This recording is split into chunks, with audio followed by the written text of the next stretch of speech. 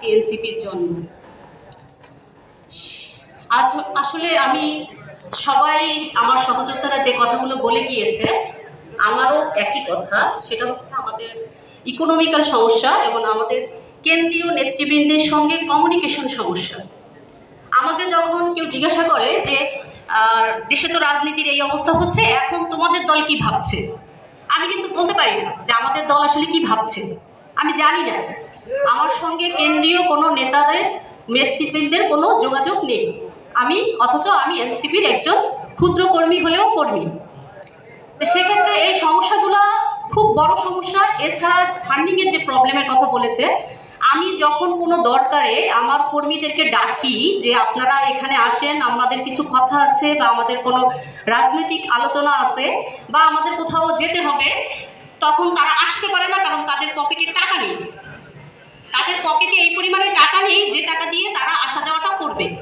তো আমাদের এই যে ইকোনমিক্যাল সমস্যা, এই সমস্যাগুলো কিভাবে আমরা সমাধান করতে পারি সেটা আমরা নিজেরাও চেষ্টা করেছি, যে আমাদের আশেপাশে যে সামাজিক কাজগুলো আছে যেগুলোর মাধ্যমে আমাদের এলাকার উন্নয়ন হবে এবং আমরা আর্থিকভাবে আমরা প্রতিষ্ঠিত হব, সেই ধরনের কাজগুলো করার জন্য নেতৃবৃন্দের কাছ থেকে, আমাদের কেন্দ্রীয় নেতাদের কাছ থেকে আমরা কোনো সুযোগ সুবিধা বা কোনো ইনস্ট্রাকশন পাই না।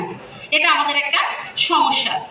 আর আজকে আমার সামনে যে সার্জিস আলম, আখতারুজ্জামান এরা আছেন, ওনারা আসলে আমি খুবই আনন্দিত যে আমি 5ই আগস্টে আমি উত্তরা থেকে হেঁটে হেঁটে বনানী পর্যন্ত গিয়েছিলাম। ওনাদের সাথে যদি একদিকে একটু দেখা হয়, আমি একটা ছবি তুলবো এই জন্য।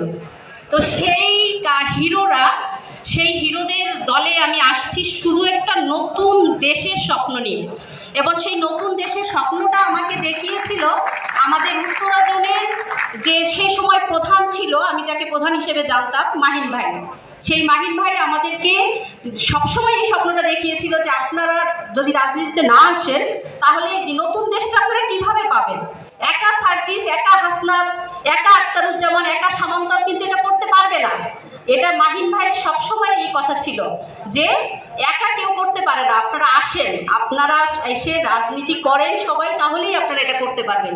কিন্তু দুঃখের বিষয় যে আমাদের যে বৈষম্যের বিরুদ্ধে আমাদের এই দল ছিল বা এই সব আন্দোলনটা ছিল বা যে বৈষম্য দূর করার জন্য আমাদের এই দলটা উঠে এসেছিল, সেই বৈষম্য আমাদের দলের ভেতরেই এখনো আছে। যেমন আমরা যার নেতৃত্বে কাজ করেছি উত্তরায়, হঠাৎ করে দেখা গিয়েছে যে অন্য একজনকে আমাদের নেতা বানিয়ে দেওয়া হয়েছে। এটা আমরা জানি না, আমরা কর্মীরা জানি না, হঠাৎ করে কাউকে নেতা বানিয়ে দেওয়া হয়েছে।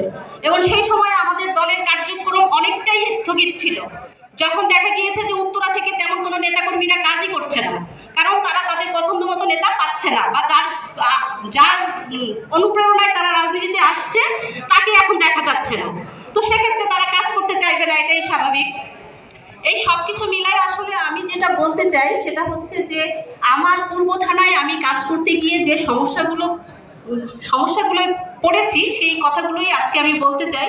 কিন্তু সমস্যা হচ্ছে আজকে যখন কথা বলার সুযোগ পেলাম তখন আবার সময়টা সীমিত করে দেওয়া হয়েছে।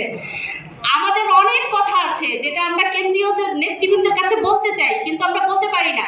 আমরা আমাদের উত্তরাঞ্চলের প্রধানদের কাছে এই সব কথা বলতে পারি না, সেখানে পুরো কেন্দ্রীয় নেতাদের সাথে কিভাবে আমরা কমিউনিকেশন করব? আমাদের ফোন ধরে না, আমাদের মেসেজ দেখে না, আমাদেরকে খুবই তুচ্ছ মনে করে। তো সেই বৈষম্যের ভেতরেই আমরা রয়ে গিয়েছি। আর এই জন্য আমি যেটা আমার আসলে কোনো পরামর্শ দেওয়ার মতো কিছু নাই, আমি এত বড় মানুষ না।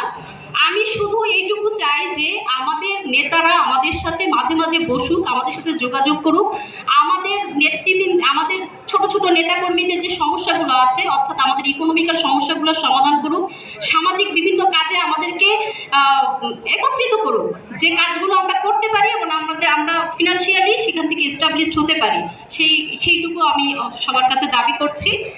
আর অন্যান্য সমস্যাগুলোর কথা আসলে আমাদের অন্যান্য নেতা নেত্রীরা বলে গিয়েছে। ধন্যবাদ সবাইকে।